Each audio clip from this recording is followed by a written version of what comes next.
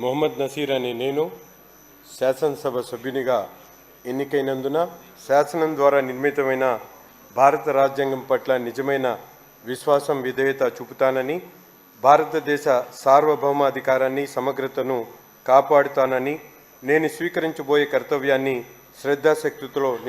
శక్తులతో నిర్వహిస్తానని దైవసాక్షిగా ప్రమాణం చేస్తున్నాను.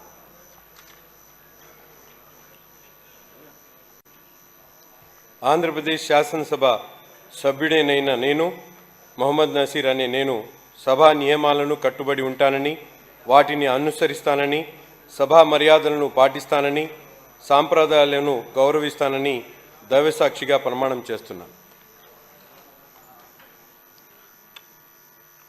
శ్రీ నాయకర్ బొమ్మిడి.